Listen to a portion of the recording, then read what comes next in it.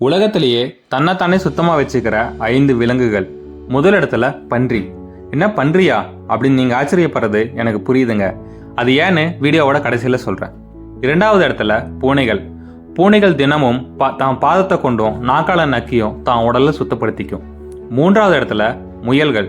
பூனைகள் மாதிரியே முயல்களும் பாதத்தை கொண்டும் நாக்கால நக்கியும் தான் உடலை தினமும் சுத்தப்படுத்திக்கும்.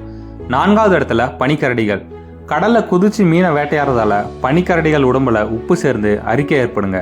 அந்த அரிப்பிலிருந்து காத்துக்க பனிக்கரடிகள் தினமும் பனியில புரண்டு தான் உடலை சுத்தப்படுத்திக்கும்.